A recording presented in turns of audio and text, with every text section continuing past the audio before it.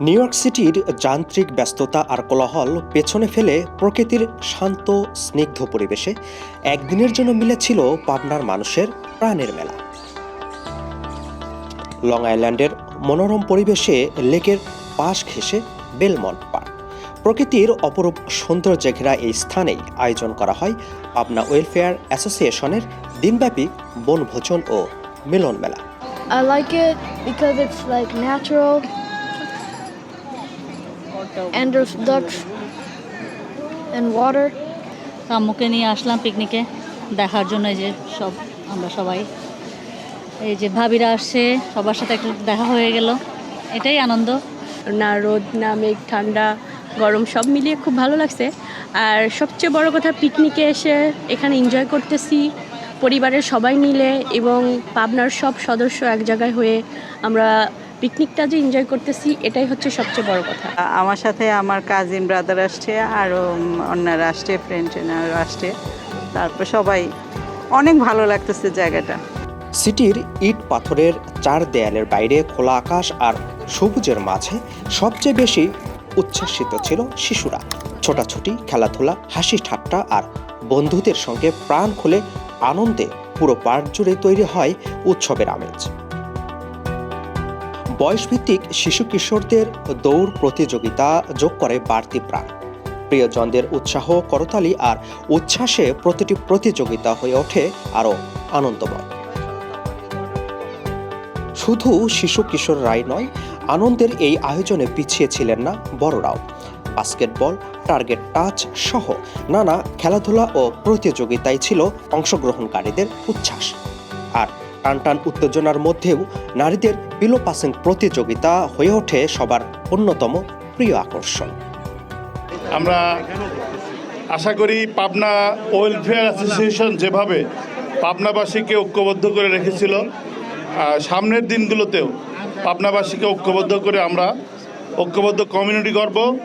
আসল উদ্দেশ্য যে নতুন প্রজন্ম যারা আমাদের সন্তানাদি, আমাদের নাতি নতকুর, আমাদের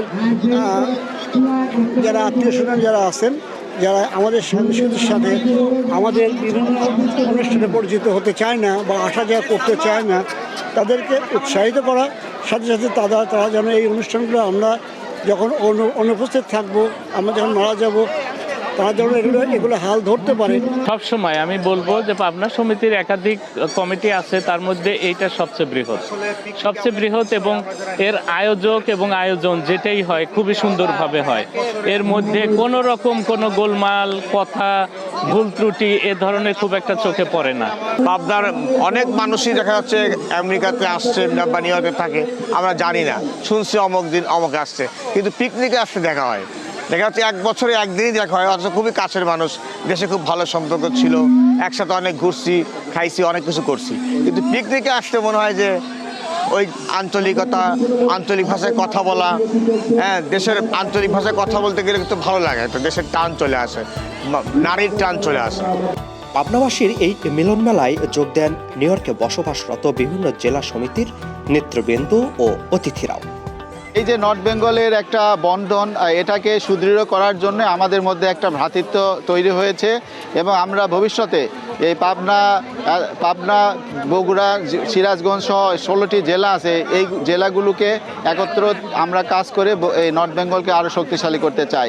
আমাদের বাঙালি কমিউনিটিতে বাংলাদেশিদের মধ্যে এই যে একটা ভ্রাতৃত্ববোধ জেলায় জেলায় গোটা বাংলাদেশ, এটা আসলে মানে অভূতপূর্ব, এটা ভাষায় প্রকাশ করার মতো না।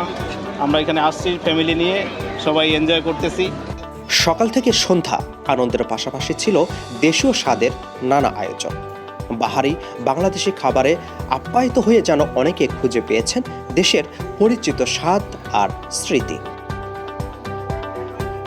এর আগে সংগঠনের সভাপতি এম এ বারী ও সাধারণ সম্পাদক SM ফরমান হোসেন, উপদেষ্টা সহ সংগঠনের নেতৃবৃন্দ এবং আয়োজকরা উপস্থিত সবাইকে সঙ্গে নিয়ে দিনব্যাপী এই পিকনিকের আনুষ্ঠানিক উদ্বোধন করেন।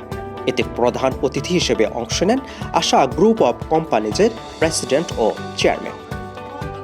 অনেকে এসে অনেক ব্যাপারে পিকনিকের মধ্যে দল বা দলাদলি নিয়ে, এইটা আমি সবসময় বলি যে ভাই, আমরা লাস্ট মিটিংয়েও বলছি বা যে কোনো জায়গায় বলছি, ভাই পাবনা একটা হইতে চাই আমরা। পাবনাকে আমরা 2 খণ্ড বা 3 খণ্ড দেখতে চাই না। পাবনা ওয়েলফেয়ার একটাই অ্যাসোসিয়েশন। আমি যতদিন নিউ ইয়র্কে বা আমেরিকায় আসছি আমি শুনে আসছি পাবনা ওয়েলফেয়ার। তো আমি যে আমার আর এক ছোটো ভাই মনির আছে, মনির দূরে লুকায় আছে, যেহেতু পাবনার পিকনিকে আসছে, ওটা পাবনার সওয়াল, তাই না? পাবনার তো আমরা চাই যে সব মিলে যেন একটাই করে। তারা এত কষ্ট করে আজকের এই পিকনিকের আয়োজন করেছে, অসংখ্য অসংখ্য ধন্যবাদ।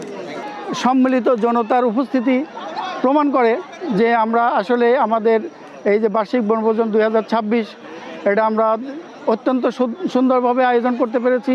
সেই সাথে আমি আমার সংগঠনের বিভিন্ন কর্মকর্তা এবং দায়িত্বপ্রাপ্ত যারা আছেন তাদের সর্বোচ্চ প্রচেষ্টার ফলে আমরা এই পিকনিকটা সুন্দরভাবে ফুটিয়ে তুলতে পারছি। প্রবাসে ব্যস্ত জীবনে পাবনা জেলার মানুষের মধ্যে পারস্পরিক সম্পর্ক, ভালোবাসা ও ভ্রাতৃত্ববোধ আরও দৃঢ় করাই এই আয়োজনের অন্যতম লক্ষ্য বলে জানান আয়োজকরা। সবাই মিলে আন্তরিকতা নিয়ে কাজ করার আজকের এই ফসল আমাদের প্রতি বছরের ন্যায় এই বছরও আমাদের আসলে একটা মহামিলনের দিন। আমি বলবো যে এটা একটা মহামিলনের দিন। পাবনাবাসীর পিকনিক মানে নর্থ বেঙ্গলের মধ্যে অন্যতম একটা পিকনিক। দেশ থেকে প্রায় 12,000 মাইল দূরে আমরা বসবাস করছি, কিন্তু আজকের এই দিনটাই আমাদের ভুলিয়ে দেয় যে আমরা বাংলাদেশে আছি না আমেরিকার মাটিতে আমরা বসবাস করছি। তো আজকের এই দিনটা আমাদের খুবই আনন্দঘনপূর্ণ দিন এবং আমরা সবাই মিলেমিশে আজকের এই দিনটাকে আমরা উপভোগ করি।